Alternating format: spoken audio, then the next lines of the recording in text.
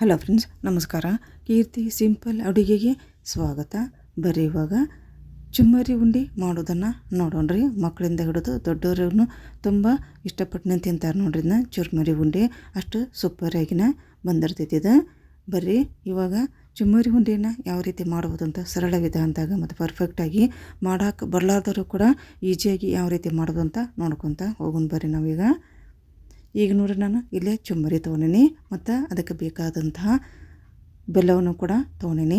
ನಾ ಏನು ಬಟ್ಲ ತೊಗೊಂಡಿರಲಿಲ್ಲ, ಆ ಬಟ್ಲಾಗ ಒಂದು ಬಟ್ಲ ನಾನು ಬೆಲ್ಲ ತೊಗೊಂಡಿನಿ. ಅದೇ ಬಟ್ಲಾಗಿಂದ 4 ಬಟ್ಲಾಗುವಷ್ಟು ನಾನು ಚುರ್ಮರಿನ ಅಳತೆ ಮಾಡಿನ ತೊಗೊಂಡೆ ನೋಡ್ರಿ.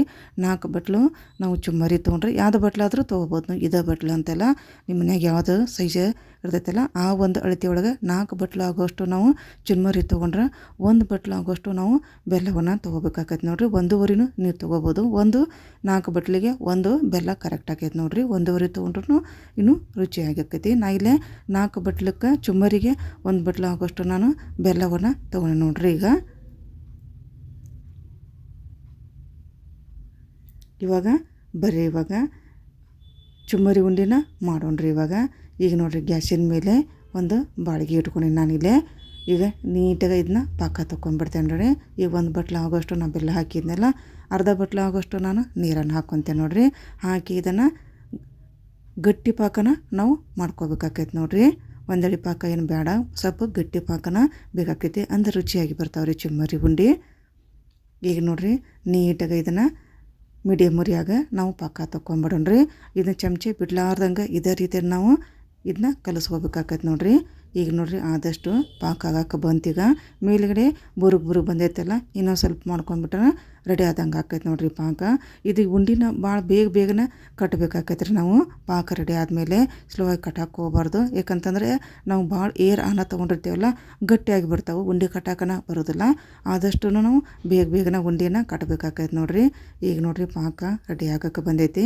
ಇದನ್ನ ಒಂದು ನೀರಿನ ಬಟಲ್ದಾಗ ನಾವು ನೋಡ್ಕೊತ ಇರಬೇಕಾಕೈತೆ ರೀ. ಒಮ್ಮೆಗೆ ಏರ್ ಪಾಕ ಬಂದುಬಿಡ್ತೈತಿ. ಆದಷ್ಟು ನೋಡ್ಕೊತ ಇದನ್ನು ಪಾಕವನ್ನು ತೊಗೋಬೇಕಾಕೈತೆ ರೀ. ನಾವು ಸ್ವಲ್ಪ ಗಟ್ಟಿ ಪಾಕ ಬೇಕಾಗಿರ್ತೈತಲ್ಲ. ಈಗ ನೋಡ್ರಿ, ಒಂದು ಪ್ಲೇಟಿಗೆ ನಾನು ನೀರು ಹಾಕಿ ಇಟ್ಕೊಂಡೇನಿ. ಈಗ ಒಂದು 2 ಡ್ರಾಪ್ಸ್ ಹಾಕ್ಕೊಂತೇನೆ ನೋಡ್ರಿ. ಈಗ ಬಂದೈತೇನಂತ ನೋಡೋಕೆ ಇದನ್ನ ಈ ರೀತಿ ಕೈಯಿಂದ ಸ್ವಲ್ಪ ನೋಡ್ಬೇಕಾಕೈತೆ ರೀ. ಈಗ ನೋಡ್ರಿ, ಗಟ್ಟಿ ಪಾಕ ಬಂದೈತಿ. ಈಗ ಅದು ಇಷ್ಟ.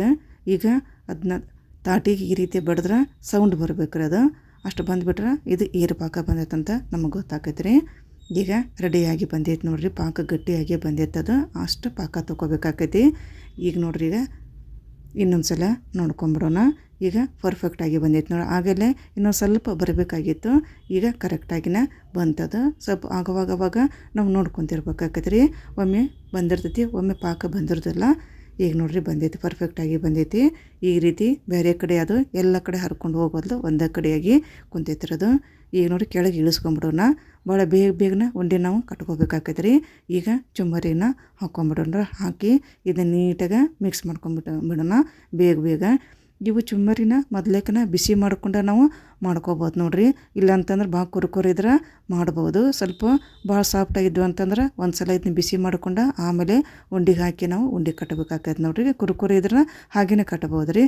ಕುರ್ಕುರಿ ಇಲ್ಲ ಅಂತಂದ್ರಾಗ ಸ್ವಲ್ಪ ಚಲೋ ಹೊತ್ತಂಗೆ 1-2 ನಿಮಿಷ ಇದನ್ನ ಬಿಸಿ ಮಾಡಿಕೊಂಡು ಕುರ್ಕುರಿ ಆದಮೇಲೆ ಇದಕ್ಕೆ ಪಾಕಕ್ಕೆ ಹಾಕಿ ನಾವು ಉಂಡೆ ಕಟ್ಟಬೇಕಾಕೈತೆ ನೋಡ್ರಿ. ಈಗ ನೋಡಿ, ಸೈಡಿಗೆ ಸ್ವಲ್ಪ ನೀರನ್ನು ಇಟ್ಕೊಂಡೆ ನಾನಿಲ್ಲೇ.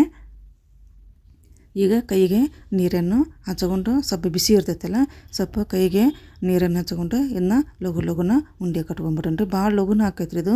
ಉಂಡೆ ಕಟ್ಟಾಕ ಬರಲಾರ್ದವರು ಕೂಡ ಇದನ್ನು ಕಟ್ಕೋಬೋದು ನೋಡ್ರಿ. ಅಷ್ಟು ಈಸಿಯಾಗಿ ಬರ್ತೈತಿ. ಮತ್ತು ಇದು ಭಾಳ ಪರ್ಫೆಕ್ಟಾಗಿ ಬರ್ತೈತಿ. ತಿನ್ನೋಕೆ ಹೆಂಗ್ರು ಇನ್ನೂ ಸೂಪರಾಗಿನ ಇರ್ತೈತಿ ನೋಡ್ರಿ. ಇದು ಭಾಳ ಏನು ಸಾಮಗ್ರಿಗೂ ಬೇಕಾಗಿಲ್ಲ. ಮನ್ಯಾಗ ಚುಮ್ಮರಿ ಬೆಲ್ಲ ಆಗಿದ್ರೆ ಮುಗಿದು ಹೋಯ್ತು ನೋಡ್ರಿ. ಉಂಡೆ ರೆಡಿಯಾಗಿ ಬರ್ತಾವೆ ಸೂಪರ್ ಆದಂಥ. ತಿನ್ನೋಕೆ ಮಕ್ಕಳಿಂದ ಹಿಡಿದು ದೊಡ್ಡವರು ತುಂಬ ಇಷ್ಟಪಟ್ಟನೆ ತಿಂತಾರೆ. ಅಷ್ಟು ಕುರ್ಕುರಿಯಾಗಿನ ಬಂದಿರ್ತೈತಿ.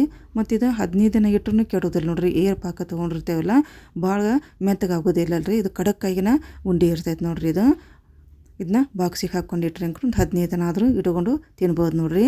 ಏರ್ ಪಾಕ ತಗೋದ್ರಿಂದ ಗಟ್ಟಿಯಾಗಿ ಇರ್ತೈತಿ ಮತ್ತು ಕುರ್ಕುರಿಯಾಗಿನ ಬರ್ತೈತೆ ನೋಡ್ರಿ. ಅದು ಇವಾಗ ರೆಡಿ ಆದ ನೋಡ್ರಿ. ಒಂದು 2 ಉಂಡೆ ಕಟ್ಟೋದು ನಾನು ತೋರಿಸಿದ್ನಿ. ಆದಷ್ಟು ಬೇಗನೆ ಕಟ್ಕೋಬೇಕಾಕೈತೆ ನೋಡ್ರಿ.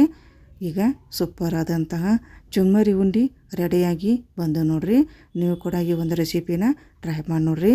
ಚುಮ್ಮರಿ ಉಂಡೆನ ಈ ಒಂದು ಚುಮ್ಮರಿ ಉಂಡೆ ರೆಸಿಪಿ ನಿಮ್ಗೆ ಲೈಕ್ ಆಗಿದ್ರೆ ಒಂದು ಲೈಕ್ ಮಾಡಿರಿ, ಆದಷ್ಟು ಶೇರ್ ಮಾಡಿರಿ. ಹಾಗೆಯೇ ಈ ಒಂದು ವಿಡಿಯೋವನ್ನು ನೀವು ಕೂಡ ಯಾವುದೇ ರೀತಿ ಸ್ಕಿಪ್ ಮಾಡ್ದೆ ಈ ಒಂದು ಚುಮ್ಮರಿ ಉಂಡೆ ರೆಸಿಪಿನ ಒಮ್ಮರ ಟ್ರೈ ಮಾಡಿ ಇದರದ್ದು ರುಚಿ ನೋಡಿರಿ, ಅಷ್ಟು ಸೂಪರಾಗಿ ಬಂದಿತ್ತದು.